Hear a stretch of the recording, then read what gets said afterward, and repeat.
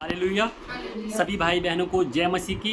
और सब लोग प्रभु यीशु मसीह में आनंदित होंगे, अच्छे होंगे, इसलिए हम प्रभु का धन्यवाद देते हैं। सच में परमेश्वर का जो प्रेम है वो अनंत प्रेम है। इस दुनिया में कोई भी ऐसा नहीं जो परमेश्वर के जैसा प्रेम कर सके। और सच में परमेश्वर हमको सबको एक नया वचन रोज देते हैं प्रभु जी, और हमारी आत्मा सच में आनंदित हो जाती है इस वचन के द्वारा, क्योंकि वचन है ही ऐसा। हमारी रूखीपन, जो आत्मा का खालीपन है, रूखापन है, उसको परमेश्वर का वचन क्या करता है? दूर करता है। हालेलुया। आज के वचन के लिए अच्छे से समझने के लिए परमेश्वर से बुद्धि मांगेंगे। आइए हम सब प्रार्थना करेंगे। प्रभु जी, हम धन्यवाद देते हैं सुंदर समय के लिए, सुंदर जीवन के लिए पिता परमेश्वर। प्रभु जी, आप महान हैं, सर्वशक्तिमान हैं, हमारे जीवन की चट्टान है पिता परमेश्वर। प्रभु जी, ये सुंदर वचन जो आज आप हम लोगों को आत्मा में देने के लिए जा रहे हैं, इसके लिए हम आपको बार बार धन्यवाद देते हैं। प्रभु जी, इस वचन की गहराई को सुनने समझने के लिए और हमारे जीवन में अमल करने के लिए आप अपनी ओर से हमको बुद्धि दीजिए, क्योंकि प्रभु हमारे अंदर इतनी समझ और बुद्धि नहीं कि हम आपकी ज्ञान की बातों को समझ सकें। लेकिन प्रभु, हम आपसे प्रार्थना करते हैं इस वचन के लिए, जो इस वचन की गहराई है, हमारे हृदय को तैयार कीजिए, हमारे बुद्धि को खोल दीजिए और हमारी समझ को बढ़ा दीजिए, ताकि इस वचन को अच्छे से हम ग्रहण करने वाले हों और आत्मा में परमेश्वर तेरे लिए तैयार किए जाएं। और प्रभु 30 गुना, 60 गुना, बल्कि 100 गुना प्रभु जी हम आत्मा में फल लाने वाले हों। सारी बातों के लिए हम धन्यवाद देते हैं प्रभु जी। और हम तमाम दुष्ट की देखी शक्तियों को और मनुष्य की बुरी ताकतों को, जो वचन को सुनने और समझने में बाधा बनती है, उसको यीशु मसीह के नाम से दूर करते हैं और सिर्फ तेरी आशीष को मांगते हैं, तेरी पवित्रताओं को मांगते हैं। धन्यवाद प्रभु जी, आपने प्रार्थना को सुना। इस प्रार्थना को यीशु मसीह के नाम से मांगते हैं, आमीन। सभी भाई बहनों को जय मसीह की। वचन को शुरू करने के पहले एक बात हम बताना चाहते हैं आप सबको। ये बात हमारे लिए भी है, हर किसी के लिए है, क्योंकि परमेश्वर का वचन किसी एक के लिए स्पेशल नहीं होता है। जब हम किसी भी परमेश्वर के दास के द्वारा या किसी भी जन के द्वारा परमेश्वर के वचन को सुनते हैं, तो वो परमेश्वर का वचन सुनाने वाले के लिए भी और सुनने वालों के लिए भी, हर किसी के लिए जीवन में होता है। हालेलुया। आपने देखा होगा आज का जो वचन है, जो वचन हमको बताएगा कि प्रभु यीशु मसीह के दूसरे आगमन के लिए हम लोगों को तैयार होना है। जी हाँ भाइयों बहनों, जब प्रभु यीशु मसीह बादलों पर आएंगे हमको और आपको लेने के लिए, तो उसके लिए हमको तैयार रहना है। और तैयार किस प्रकार से रहना है, इस वचन के द्वारा आज आप और हम सीखेंगे। हालेलुया। हमको उसमें पास होना पड़ेगा। क्या होना पड़ेगा? परमेश्वर के राज्य में जाने के लिए हमको पास होना पड़ेगा। जब प्रभु यीशु मसीह हमको लेने के लिए आएंगे, तो क्या हम उसके साथ जाएंगे या नहीं जाएंगे?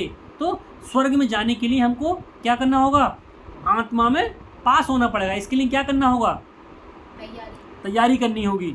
हालेलुया। तैयारी किस चीज़ की करनी होगी?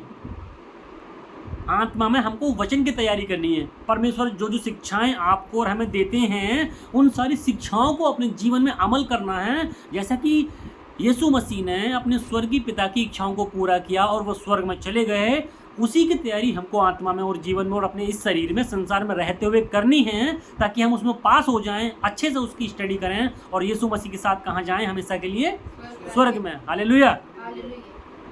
तो आपने देखा होगा, अगर हम एक बार मान लीजिए संसार में रहते हुए हम हाई स्कूल करते हैं ना, इंटर की परीक्षा पास करते हैं, बीए, बीएससी, बीकॉम वगैरह वगैरह पास करते हैं, अगर हम एक बार फेल हो जाते हैं तो क्या करते हैं? उसके बाद उसी क्लास में रह जाते हैं, दोबारा से अप्लाई करते हैं, है ना, दोबारा उसकी तैयारियां करते हैं, फिर दोबारा नहीं हो पाते पास, फिर दोबारा करते हैं, 3 बार, 4 बार भी। अगर हम हाई स्कूल की परीक्षा को, इंटरमीडिएट की परीक्षा को, है ना, बीए की परीक्षा को, बीए, बीएससी, बीकॉम, जो भी आजकल की परीक्षाएं हैं, अगर हम एक बार पास नहीं होते तो उस एग्ज़ाम को दोबारा देते हैं, एक साल फिर तैयारी करते हैं और फिर हम पास होने की क्या करते हैं? इच्छा करते हैं और पास हो जाते हैं। और जब हम पास हो जाते हैं तो हमको पास मान लिया जाता है ना। लेकिन प्रभु यीशु मसीह के राज्य के लिए अगर हम तैयार नहीं हुए और रह गए, तो हमको दूसरा मौका नहीं मिलेगा। हमको प्रभु यीशु मसीह सिर्फ एक मौका देते हैं परमेश्वर के राज्य में जाने के लिए। भाइयों बहनों, सिर्फ यीशु मसीह ने आपको और मुझे कितने मौके दिए? सिर्फ ओनली 1 चांस। अगर उस चांस में हम फेल हो गए और रह गए, तो कभी भी स्वर्गीय स्थान में नहीं जाएंगे। जब प्रभु यीशु मसीह बादलों पर सवार होकर अपनी सेना के साथ, स्वर्गदूतों के साथ आपको और हमको लेने के लिए आएंगे, या अपने उन बेटा बेटियों को लेने के लिए आएंगे जो जीवन भर प्रभु की इच्छाओं को पूरा किया है ना, और जिन्होंने नहीं किया वो यहाँ रह जाएंगे। लेकिन अगर कोई भी व्यक्ति प्रभु यीशु मसीह जब लेने के लिए आएंगे, अगर उसमें छूट जाता है तो भाइयों बहनों उसको दूसरा चांस कभी ज़िंदगी में नहीं मिलेगा। ये बात हमेशा अपनी आत्मा में, दिमाग में और मन में सोच के रखें। ये ना सोचें कि संसारिकता में रहते हुए हम अगर बहुत सारे एग्ज़ाम में क्या हो जाते हैं, फेल हो जाते हैं, तो फिर से रीअप्लाई करने लगते हैं, है ना, और पास होने की इच्छा रखते हैं। लेकिन अगर प्रभु जी के आगमन में हम रह गए तो हमेशा के लिए रह जाएंगे। तो आज का वचन परमेश्वर ने दिया है पहला थिस्सलुनीकियों अध्याय 5 का 1 से लेकर 11 तक। जी हाँ, पहला थिस्सलुनीकियों अध्याय 5 का 1 से लेकर 11 तक। इस वचन में इस प्रकार लिखा है, मैं आप लोगों के लिए पढ़ूंगा। पर हे भाइयों, इसका प्रयोजन नहीं कि समयों और कालों के विषय में तुम्हारे पास कुछ लिखा जाए, क्योंकि तुम आप ठीक जानते हो कि जैसा रात को चोर आता है वैसा ही प्रभु का दिन आने वाला है। हालेलुया। यहाँ परमेश्वर का वचन आपसे और मेरे से बात कर रहा है। यहाँ कोई सर्टेन टाइम नहीं है, कोई काल, है ना, कोई निश्चित टाइम नहीं है कि प्रभु यीशु मसीह उसी टाइम आएंगे। यानी कि कोई इस चीज़ के बारे में नहीं जानता कि कब प्रभु यीशु मसीह का दोबारा से आना होगा। और यही परमेश्वर का वचन आपको और हमारे को क्या बोल रहा है, हे भाइयों, इसका प्रयोजन नहीं, इसका प्रयोजन समय का और कालों का, यानी कि इसका कोई निश्चित टाइम नहीं है कि प्रभु यीशु मसीह कब आएंगे। वो कभी भी आ सकते हैं आपको और हमको लेने के लिए। इस चीज़ को कोई नहीं जानता। कई बार हम क्या सोचते हैं, थोड़ा सा पाप और कर लेते हैं, है ना, अभी तो हमारी उम्र कितनी हुई है, जब अभी तक प्रभु यीशु मसीह नहीं आए, हो सकता है अगले साल आ जाएं, 5 साल के बाद आ जाएं, मैं अपना जीवन तो अच्छे से जी लेता हूँ, क्या पता उसके बाद आ जाएं, है ना, और 10-5 साल अपनी मनमानी कर लेता हूँ, प्रभु यीशु मसीह उसके बाद आ जाएं। जब अभी तक नहीं आए, 2024 साल हो गए, तो हो सकता और 10-20 साल नहीं आए। लेकिन वचन में लिखा है इसका कोई प्रयोजन नहीं। मतलब भाइयों और बहनों, प्रभु यीशु मसीह इस धरती पर उन को लेने के लिए, किनको, जो प्रभु के कार्यों में हमेशा लगे रहते हैं या प्रभु की आज्ञा को अपने जीवन में फॉलो करते हैं, उनको लेने के लिए कभी भी आ सकते हैं। इसका कोई भी टाइम नहीं है कि परमेश्वर 10 साल, 20 साल, 50 साल या 100 साल बाद आएंगे। हालेलुया। इसलिए क्या है, आपको और मुझे परमेश्वर के वचन में हमेशा के लिए बने रहना है। जो आगे लिखा है, क्योंकि तुम ठीक जानते हो कि जैसा रात को चोर आता है। जी, आप सब जानते हैं जब इस दुनिया में घरों के अंदर चोर आते हैं तो क्या उसका हमको पहले से पता होता है कि चोर कब आएगा?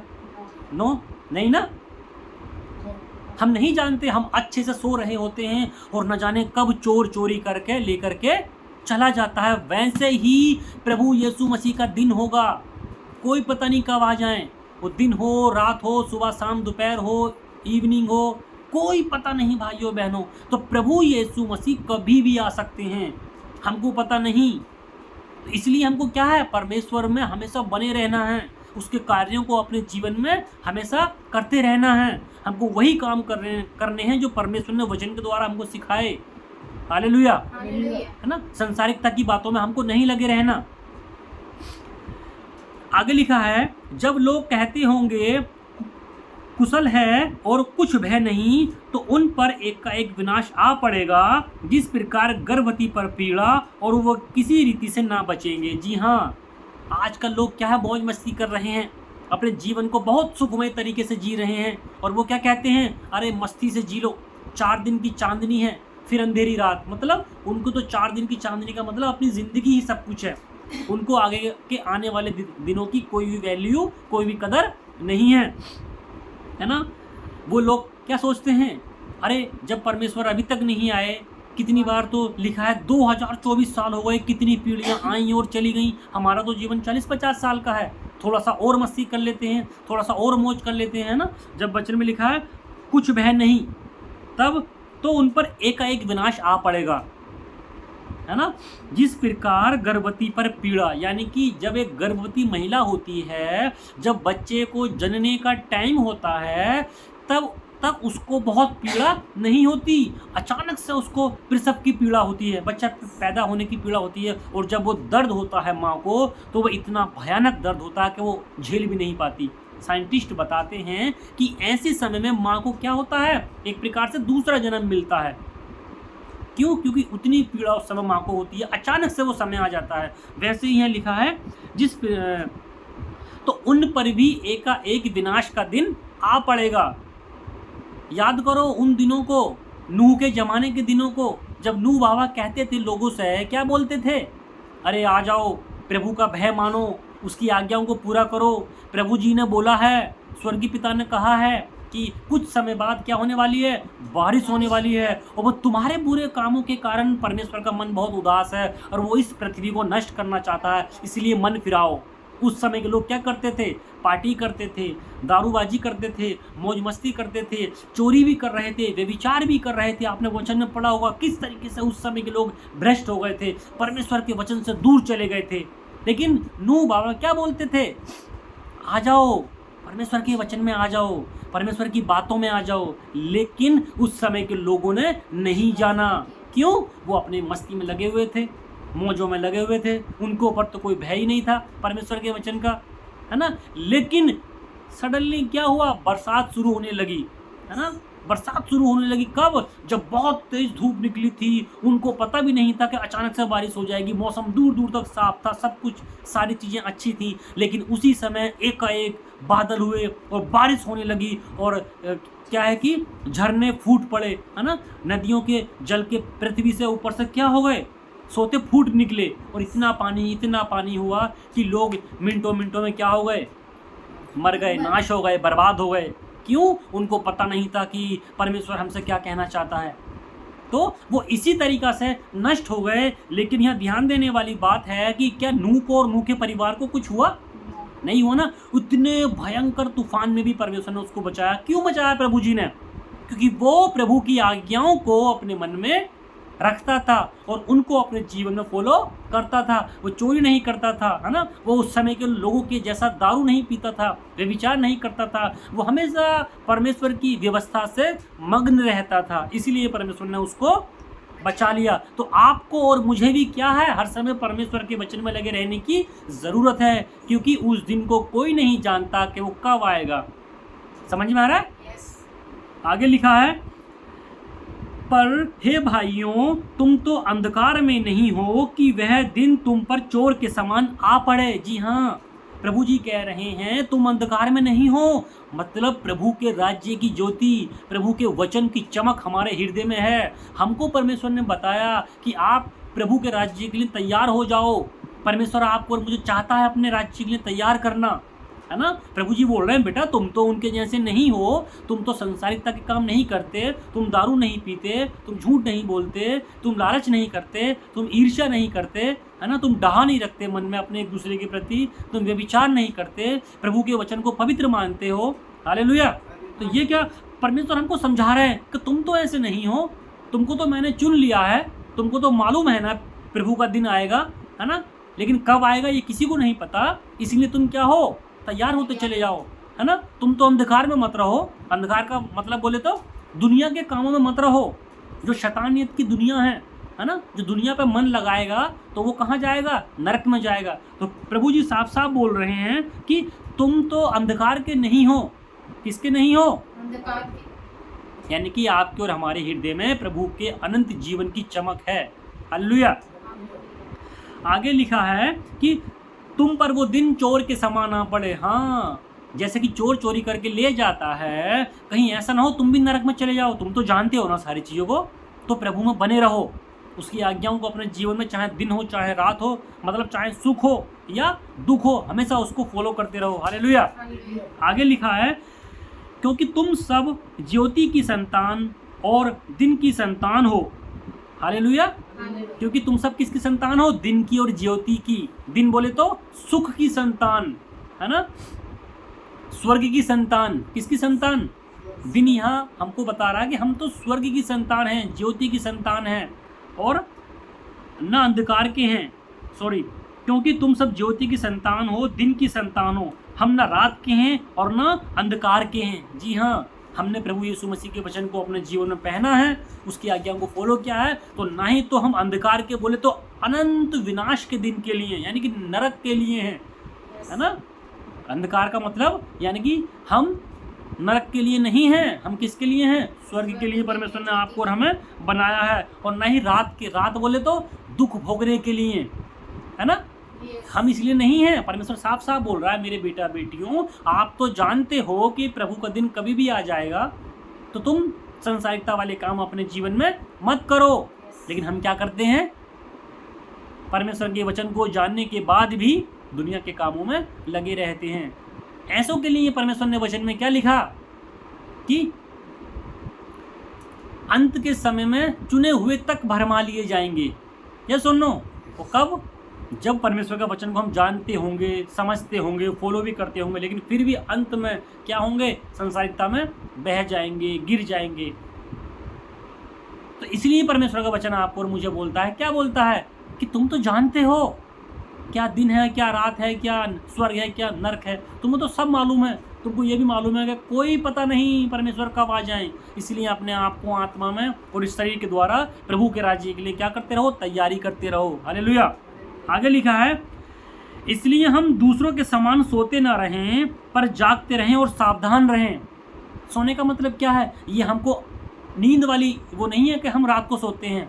ये है कि जो परमेश्वर के राज्य से दूर हैं, परमेश्वर के वचन से दूर हैं, ये उसके लिए है कि इसलिए हम दूसरों के समान ना सोते रहें। जो लोग प्रभु की इच्छाओं को पूरा नहीं करते, दूसरे देवी देवताओं को मानते हैं, है ना, उन सारे कामों को करते हैं जिनसे परमेश्वर घृणा करता है।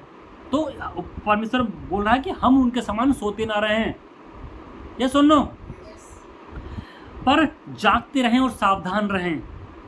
जागते का मतलब क्या है? हमको हर समय सजग रहना कि कहीं शैतान हमको छोटी छोटी बातों से हमारे जीवन में दुष्टता की बात तो नहीं डाल देगा। माँ बाप, भाई बहन, रिश्तेदार, है ना, संसार की बातें, चोरी व्यभिचार, मन का लालच, ईर्ष्या, इन सारी चीज़ों के चलते कहीं ऐसा तो नहीं शैतान आपको और मुझे भड़का दे किसी भी चीज़ के चलते और हम क्या हो जाएं? परमेश्वर के वचन से दूर हो जाएं। इसलिए प्रभु जी कहते हैं, जागते रहो और सावधान रहो। सावधान का मतलब अटेंशन रहे एकदम, कहीं शैतान हमको भरमा ना दे, चाहे वो किसी भी रीति से भरमा दे, है ना। याद करो, सोचो जरा, जब एक समुद्र के अंदर बहुत बड़ी विशाल नाव, बोट को उतारा जाता है, उसके अंदर कोई भी छेद नहीं होता। अगर छोटा सा छेद भी उसके अंदर हो जाए तो धीरे धीरे धीरे धीरे धीरे धीरे क्या होगा? पानी उसमें आएगा और वो नाव क्या होगी? डूब जाएगी हमेशा के लिए और समुद्र के अंदर चली जाएगी। अगर इस चीज़ को आत्मिकता में देखें तो आत्मिकता का मतलब यह है, मान लीजिए हम पूरी तरीके से स्वच्छ हैं, अच्छे हैं, बढ़िया हैं, परमेश्वर की बहुत सारी आज्ञाओं को अपने जीवन में फॉलो करते हैं, लेकिन अगर एक छोटी सी कमी भी हमारे जीवन में है, अब वो कमी कोई भी हो सकती है, चाहे, है ना, संसार का लालच हो सकता है, व्यभिचार हो सकता है, चोरी हो सकता है, झूठ हो सकता है, घर परिवार के लड़ाई झगड़े हो सकते हैं, है ना, पति पत्नी का आपस में प्रेम ना हो सकता है, बाप बेटे का आपस में रिश्ता बनना ना हो सकता, कुछ भी अगर एक छोटी सी कमी भी रह गई हो तो वो हमको किस ओर लेके जा सकती है? नरक की ओर लेके जा सकती है हमेशा के लिए। जैसा कि एक नाव बहुत गहरे समुद्र की गहराई में चली जाती है और उसका पता नहीं चलता, वैसे ही एक छोटी सी गलती के कारण भाइयों बहनों हमारा जीवन कहाँ जा सकता है? नरक में जा सकता है। एक छोटी सी गलती के चलते हम बहुत चाहे कितने भी सुंदर हैं, वचन से सुसज्जित हैं, अगर एक भी गलती हमने गलती से कर दी तो कहाँ जा सकते हैं? इसलिए क्या है, परमेश्वर हमको दूसरा चांस नहीं देगा कि हाँ मेरे बेटे तेरी बहुत सारी अच्छाइयाँ थी, एक छोटी सी तो गलती थी, चल मैं तुझे दोबारा मौका देता हूँ। अगर एक बार इस शरीर से हमारे प्राण निकल गए तो भाइयों बहनों दूसरा मौका नहीं मिलेगा। इसलिए हमको क्या है, संसार की रीति में नहीं, परमेश्वर बोल रहे हैं साफ साफ, तुम तो जानते हो तुम संसार के नहीं हो, हम किसके हैं? ज्योति के हैं, प्रभु के हैं, स्वर्ग राज्य के लिए हम बनाए गए हैं। सॉरी, आगे लिखा है, क्योंकि जो सोते हैं वे रात ही को सोते हैं और जो मतवाले होते हैं वे रात ही को मतवाले होते हैं। हालेलुया। ये मतवालेपन का मतलब क्या है? रात ही को मतवाले होते हैं, यह मतलब है कि संसार में रहते हुए बुराइयों में घिरे रहते हैं, मतवाले रहते हैं, अपनी मस्ती में रहते हैं, दारू पी के बस टल्ली हो गए, उनको कोई दुनियादारी से मतलब नहीं है, संसार में रहते हुए अंधकार के कामों में क्या हैं, मौज मस्ती कर रहे हैं। जो अंधकार के काम हैं, यानी कि जो दुनिया के ऐसे काम हैं जिनसे प्रभु जी नफरत करते हैं, उसमें खो गए, मतवाले हो गए, बहुत सारा पैसा कमा रहे हैं, मेहनत से नहीं, चोरी कर कर, झूठ बोल कर, है ना। आजकल कितने सारे फ्रॉड एक दूसरे के साथ लोग करते हैं, लोगों के अकाउंट का पैसा चुटकियों में क्या हो जाता है, साफ हो जाता है। उन सारी चीज़ों से क्या कर रहे हैं, भोग विलास कर रहे हैं, मतवाले हो रखे हैं एकदम, उनको कोई भरोसा ही नहीं इस चीज़ का कि परमेश्वर भी कोई चीज़ है ना। तो ऐसे लोगों के समान आपको और हमें बिल्कुल भी नहीं बनना है। और आगे लिखा है, पर हम तो दिन के हैं, विश्वास और प्रेम की झिलम पहनकर। जी हाँ, हम किसके हैं, दिन के। परमेश्वर के वचन में लिखा, पर हम तो किसके हैं, दिन बोले तो स्वर्गीय राज्य के लिए बनाए गए हैं, दिन के हैं, यानी कि परमेश्वर की व्यवस्था पे हमको चलना चाहिए। हम तो दिन के हैं, मतलब दिन की ज्योति, है ना। स्वर्ग में कभी भी अंधकार नहीं होगा ना। अंधकार बोले तो वहाँ रोना, दांत पीसना, कुछ नहीं होगा। तो वहाँ हमेशा खुशहाली होगी, आनंद होगा, प्रेम होगा, भलाई होगी, कृपा होगी, है ना। तो हम क्या, हाँ, दिन, है ना, दिन मतलब उजाले को दर्शाता ना। वह अनंत जीवन होगा। तो हम किसके लिए हैं, अनंत जीवन के लिए हैं। और आगे लिखा है, विश्वास और प्रेम की झिलम पहनकर। किसकी झिलम, विश्वास और प्रेम की। विश्वास बोले तो हमको विश्वास है कि प्रभु यीशु मसीह आपके और हमारे लिए मरे, है ना। और वो जब तीसरे दिन मृतकों में से जिंदा हो गए तो हमको भी जिलाएंगे। लेकिन वो जिंदा क्यों हुए, क्योंकि उन्होंने प्रभु जी की, स्वर्गीय पिता की इच्छाओं को अपने जीवन में पूरा किया, उसी आज्ञाओं को माना, इसलिए वो जिंदा हो गए। तो हमें भी विश्वास है, लेकिन वो विश्वास कब हमारा पूरा होगा, जब हम प्रभु की आज्ञाओं को अपने जीवन में मानेंगे। हालेलुया। और आगे लिखा है, प्रेम की झिलम पहनकर। किसकी, ये झिलम क्या है, झिलम का मतलब इसको इस तरीके से समझ सकते हैं, जब हम पूरा कवच हो जाए, मतलब किसी चीज से लेमिनेशन कर दी जाए बोले तो। हालेलुया। लेमिनेशन, झिलम, यानी कि अगर हमारे अंदर इस संसार की बुराइयां आने की कोशिश करें तो वो हमारे प्रेम से टकराएं और दूर चली जाएं। हालेलुया। हमारे अंदर मतलब हमारी आत्मा में किसकी झिलम होनी चाहिए, प्रेम की।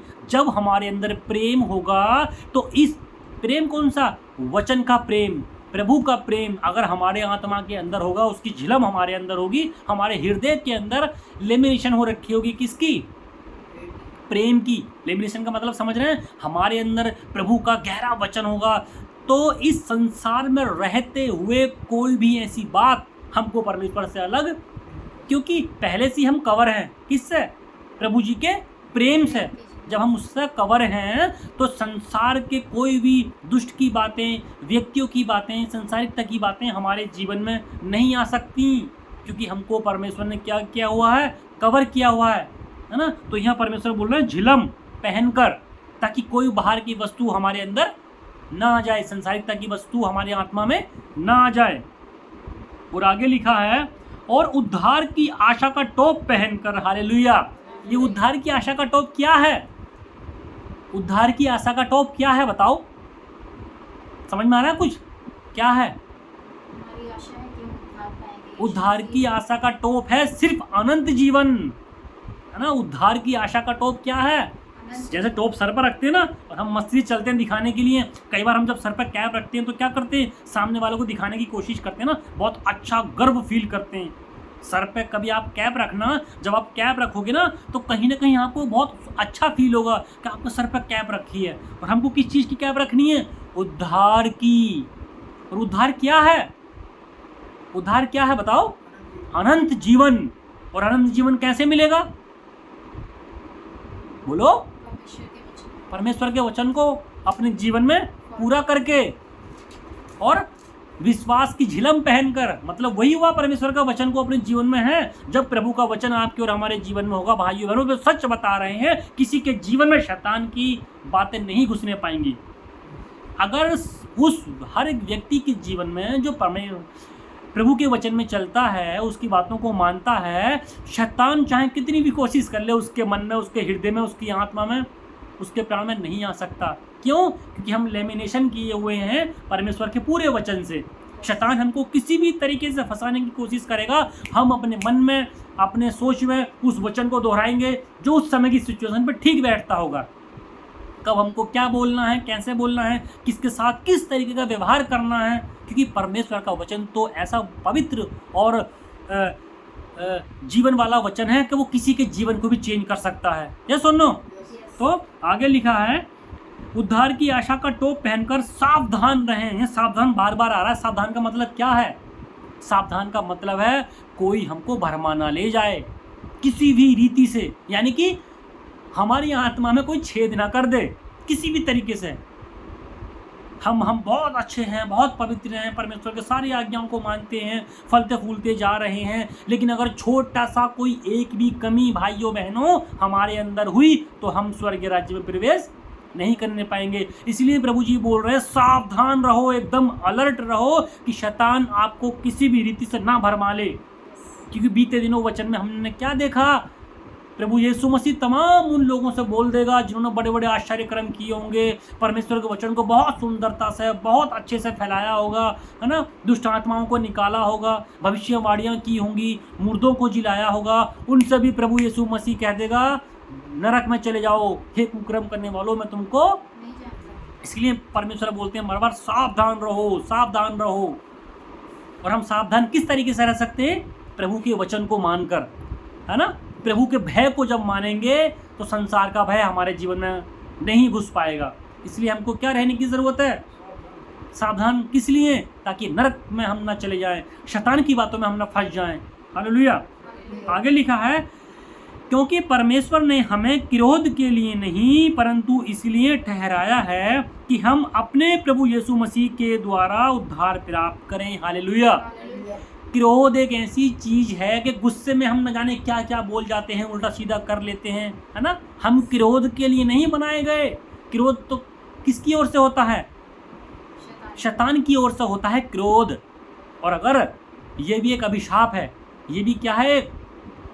क्रोध करना, गुस्सा करना भी क्या है? बार बार छोटी छोटी बातों पर क्या गुस्सा करना क्या है? अभिशाप है। आज हम सच में अपने जीवन में छोटी छोटी बातों को एक दूसरे के प्रति सहन नहीं कर पाते। सोचो अगर कोई गलती से आपके चांट मार देगा बिना किसी गलती के, तो तब आपका या हमारा रिएक्शन क्या होगा वो आप जानते हैं या मैं जानता हूँ, है ना। हमारी आत्मा किस तरीके से है, हम अपनी आत्मा को किस तरीके से तैयार किए हुए हैं वो हम जानते हैं और आप जानते हैं अच्छे से। हालेलुया। लेकिन यहाँ परमेश्वर क्या बोल रहे हैं? क्योंकि परमेश्वर ने हमें क्रोध के लिए नहीं परंतु प्रभु यीशु मसीह के लिए बनाया है, उसके उद्धार के लिए बनाया है, ताकि उसके उद्धार को हम प्राप्त कर सकें यीशु मसीह में रहते हुए, है ना। आज मैं मानता हूँ सच में किसी भाई बहन को कोई संगत में प्रचार कर रहा है, ये चीज़ अपने माइंड में सोच के देख सकते हैं। और आप बैठे हैं, कोई व्यक्ति बाहर से आपका दुश्मन आ जाए, मान लीजिए आपको भरी संगति में उठा और दे कि इधर से मारे, गाली बक के चला जाए, उल्टी सीधी हरकत आपके साथ करके चला जाए, आपके ऊपर थूक कर चला जाए, तब उस समय आपका रिएक्शन क्या होगा? हमको गुस्सा नहीं करना, क्योंकि गुस्सा किसकी ओर से है? और हमको तो परमेश्वर ने गुस्सा करने के लिए मना किया है। सोचो, जब प्रभु यीशु मसीह को बिना किसी गलती के मार दिया गया, उसने तो एक शब्द भी अपने मुंह से नहीं निकाला, बल्कि मुंह बंद रखा। क्यों? क्योंकि वो जानता था अगर मैंने कोई शब्द गुस्से में निकाल दिया तो क्या होने वाला है। अगर प्रभु यीशु मसीह उस समय कोई शब्द गुस्से में निकाल देते अपने मुंह से तो क्या होता? नहीं पता क्या होता? वो प्रभु की आज्ञाओं को तोड़ देते, प्रभु के वचन में फिर वो फॉलो नहीं कर पाते। इसलिए परमेश्वर क्या रहे? शांत रहे। पूरा तो हो जाता लेकिन प्रभु की आज्ञाओं को वो पूरा नहीं कर पाते। फिर अगर ऐसे समय में प्रभु जी अपने मुंह से कुछ भी बोलते तो लोग क्या बोलते? हो जाता, है ना। वो तो बोलते लोग नाश हो जाएं तो हो जाते, भले सी वो मैं मानता हूँ नहीं होते। क्यों? क्योंकि स्वर्गीय पिता ने तो उनको ऐसा बोला ही नहीं, क्योंकि वो क्या हो जाते कहीं ना कहीं फेल। लेकिन वो फेल इसलिए नहीं हुए क्योंकि वो जानते थे अगर मैं गुस्से में कुछ बोलूँगा तो मैं प्रभु की आज्ञा को तोड़ दूंगा, और जब प्रभु की आज्ञा को तोड़ दूंगा तो उस एक सुंदर और बहुत बड़ी नाव में एक छोटे छेद का काम वो करेगी। यानी कि मैंने अब तक सारे काम कर दिए, प्रभु की सारी इच्छाओं को पूरा कर दिया, इस अंत समय तक परमेश्वर की परीक्षा में पास करते करते आ गया, और अंत समय में मैं कुछ ऐसा कर दूं जिससे प्रभु के राज्य से दूर हो जाऊं। समझ में आ रहा है? इसीलिए परमेश्वर क्या रहे उस समय? चुप रहे प्रभु जी। परमेश्वर यीशु मसीह से बोला तेरी दाढ़ी के बाल नोचे। ये सुनो, सोचो आज आप अपने हाथ से सर के बाल, दाढ़ी के बाल खुद खींच के देखना, आपको कितना महसूस होगा, है ना, कैसा लगेगा, और फिर उस आपका गुस्सा कैसा रहेगा। कोई आपके मुंह पर थूक दे भाइयों बहनों, उस चीज़ को गहराई से नोटिस करो, तब आप मुँह से बोलेंगे नहीं बोलेंगे। हम कई बार क्या बोलते हैं, अगर रास्ते में हम नए कपड़े पहन के जा रहे हों, कोई गाड़ी तेज करके ले जाए तो हम तुरंत उसको बोल देते हैं, अंधे हो गए हैं क्या, अच्छे से नहीं चलाते, उल्टा सीधा बोलने लगते हैं तुरंत इतनी सी बात पे, जबकि वो कपड़ा घर जाकर धुल सकता है।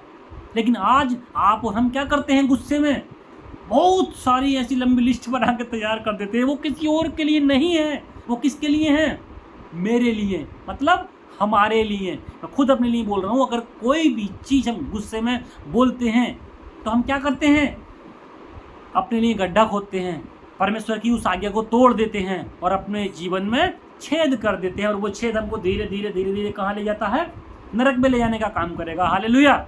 समझ में आ रहा है ये वचन। तो प्रभु यीशु मसीह से उस समय बोला गया, अरे तू तो परमेश्वर का पुत्र है, बोल दे, तू अपने आप को उतार ले क्रूस पर से। तूने कितने लोगों को ये सारे काम किए, लेकिन वो चुप रहे, क्यों? उस सोचो जरा उस समय कितना गुस्सा यीशु मसीह को होगा। ये सुनो, जब जिस व्यक्ति को बिना किसी गलती के मारा जा रहा है तो सच में उसको गुस्सा नहीं होगा? होगा मेरे भाइयों बहनों। और प्रभु यीशु मसीह को भी गुस्सा था, लेकिन वो बोले क्यों नहीं? क्यों? क्योंकि वो प्रभु को अपने मन में ग्रहण किए हुए थे। वो जानते थे मुझे गुस्सा है, और इस गुस्से में मेरे मुंह से कुछ एक शब्द भी अगर गलत निकल जाएगा तो मैं फिर प्रभु की इच्छाओं को पूरा नहीं कर पाऊंगा, फिर मैं मृतकों में से जिंदा नहीं हो पाऊंगा, है ना, फिर मैं भी और बहुत सारे लोगों को उद्धार नहीं दे पाऊंगा। इसीलिए परमेश्वर सोचो वहाँ चुप रहे, नहीं रहे। जब उनको लोग पकड़ने के लिए आए, तलवार निकाल के कान काट दिया, क्या बोलते हैं उसके, परमेश्वर के चेले का ना, तो फिर भी नहीं बोले। उन्होंने क्या बोला, तुम क्या मुझे डाकू समझते हो, तुम क्या मुझे चोर समझते हो, मैं तो तुम्हारे साथ इतने दिनों तक रहा, तुम मुझे उस समय तो नहीं पकड़ ले पाए। बल्कि अच्छी बातें बोली परमेश्वर ने, समझ रहे हैं।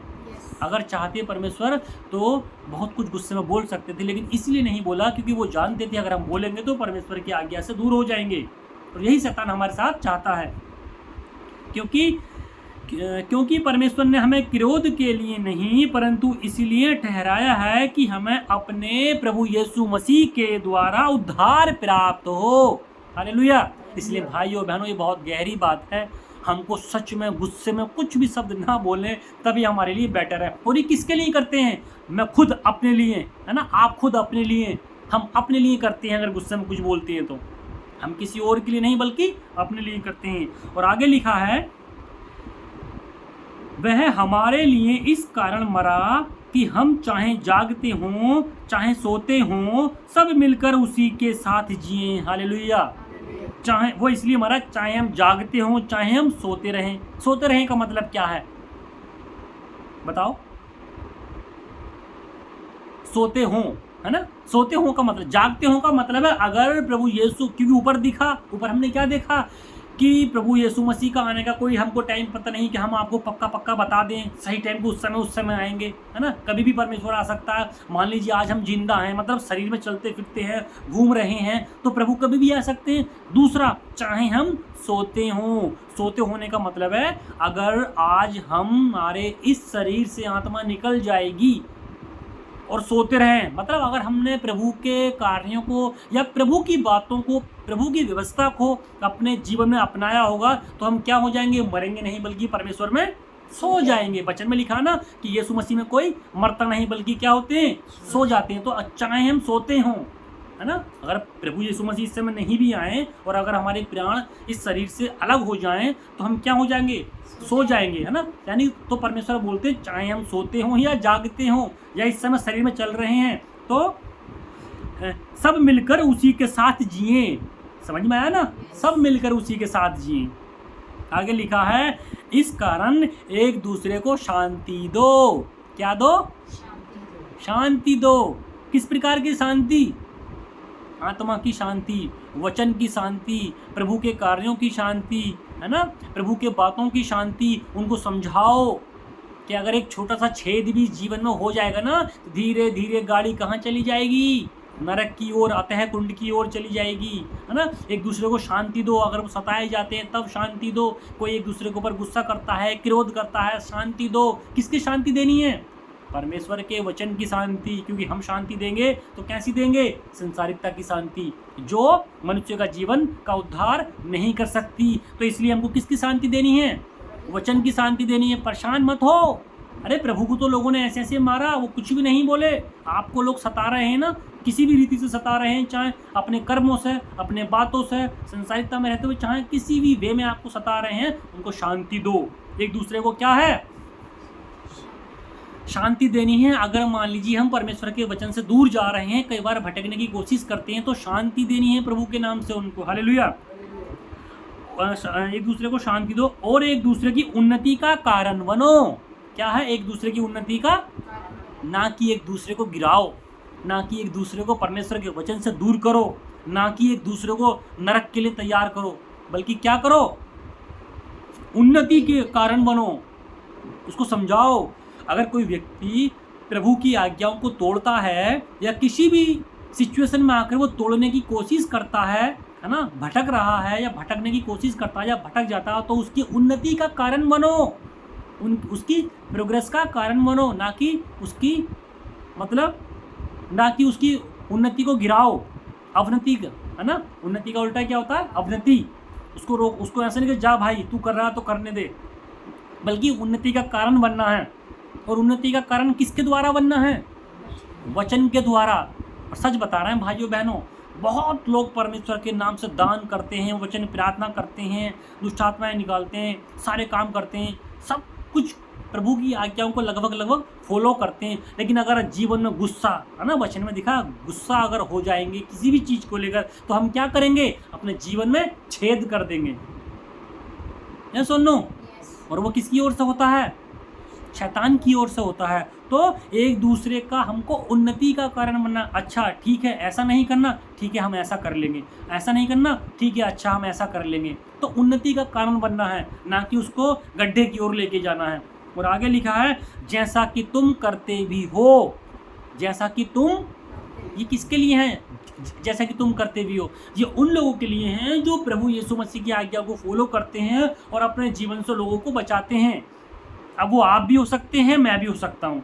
नहीं तो मैं अपने आप को, नहीं आप अपने आप को जज कर सकते हैं, बल्कि प्रभु का जब न्याय होगा तब उसके सामने सारी चीज़ें खुल जाएंगी। जैसा जिसने किया होगा वैसा उसको फल। इसलिए भाइयों और बहनों, सच बता रहे हैं, प्रभु के राज्य के लिए अपने आप को तैयार करते रहो। प्रभु यीशु मसीह के दूसरे आगमन के लिए अपनी आत्मा को तैयार करते रहो। और तैयार किस तरीके से होगी? परमेश्वर के वचन से, है ना, प्रेम का क्या करना है? झिलम पहनकर, है ना, उद्धार का टोप रखकर, यीशु मसीह को हमको उद्धारकर्ता मानकर क्या करना है? वचन में आगे बढ़ते रहना है। और अपने जीवन को, कुछ सालों का जीवन है, 10, 20, 30, 40, 50, 60, 70, 100, फिर उसके बाद तो हम प्रभु में सो जाएंगे। समझ में आ रहा है? प्रभु इस वचन के द्वारा आप सबको बहुत आशीष दे। आइए हम सब प्रार्थना करते हैं। हालेलुया। पिता परमेश्वर, प्रभु यीशु मसीह जी, हम आपका धन्यवाद करते हैं सुंदर समय के लिए, इस पवित्र वचन के लिए। इस वचन की गहराई को आपने हमारी आत्मा में उतारा पिता परमेश्वर प्रभु जी, और आपने हमको बताया कि यीशु मसीह के दूसरे आगमन के लिए अपने आप को तैयार करो। और हम किस तरीके से तैयार कर सकते हैं, इस वचन के द्वारा हमने सीखा। परमेश्वर, आपने वचन में हमसे कहा गुस्सा मत करो, क्योंकि वो शैतान की ओर से होता है। प्रभु जी, आपने कहा विश्वास की झिलम पहनकर, है ना, प्रेम की झिलम पहनकर, है ना, उद्धार का टोप, उद्धार का टोप अपने सर पे रखकर हमको आशा करते रहना है, प्रभु यीशु मसीह में बढ़ते रहना है, क्योंकि हम संतान हैं ज्योति की, अंधकार की नहीं। हमको तो परमेश्वर आपने बोला तुम तो जानते हो। जी हाँ प्रभु, हम जानते हैं। परमेश्वर, आपका राज्य कभी भी आ सकता है, उस चोर के समान, जिस तरीके से चोर चोरी करके ले जाता है, और जिस घर में चोर आता है उनको पता भी नहीं होता। प्रभु जी, आप हमारे इस घर में, आत्मा के घर में, दुनिया के घर में कब आ जाएंगे हमको पता भी नहीं होगा।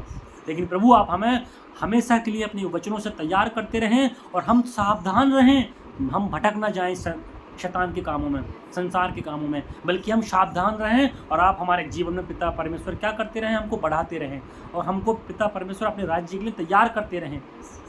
और प्रभु जी, प्रार्थना करते हैं हम शैतान की हर एक दुष्ट की देखी अनदेखी शक्तियों के लिए वो हमारे जीवन में किसी भी रीति से कार्य न करने वाली हो, और न ही हमको भटकाने वाली हो, बल्कि हम परमेश्वर आपके वचन में और आपके साथ हमेशा के लिए बढ़ते चले जाएं, ताकि हम ज्योति की संतान ठहरें और तेरे राज्य में हमेशा के लिए पाए जाएं पिता परमेश्वर। प्रभु हमको वो आशीष दे ताकि हम एक दूसरे को शांति दें आपके वचन से, और हम एक दूसरे के उद्धार का कारण बने प्रभु जी। हमारे जीवन से ऐसे कर्म होने चाहिए प्रभु जी ताकि हम तेरे नाम से तेरे लोगों को बचाएं, ना कि हम किसी के ठोकर का कारण बने, चाहे वो किसी भी रीति से क्यों ना हो। परमेश्वर इस वचन के द्वारा आप हमको बहुत आशीष दे और आपका वचन हमारे जीवन में 30 गुना 60 गुना बल्कि 100 गुना फैलाने वाला हो। सारी बातों के लिए धन्यवाद देते हैं और इस प्रार्थना को प्रभु यीशु मसीह के नाम से मांगते हैं, आमीन आमीन। सभी भाई बहनों को जय मसीह की। प्रभु यीशु मसीह का आनंद आप सबके साथ हमेशा के लिए बना रहे और इस वचन के द्वारा परमेश्वर आप सबको बहुत आशीष दे। वचन अगर आत्मा में आपको अच्छा लगा हो तो इसको हम बहुत और लोगों के साथ शेयर कर सकते हैं और परमेश्वर के वचन को बहुत सारे लोगों के साथ फैला सकते हैं। परमेश्वर इस वचन के द्वारा सबको आशीष दे। प्रभु यीशु मसीह के मीठे व मधुर नाम में जय मसीह की। प्रभु में सदा आनंदित रहो भाइयों बहनों।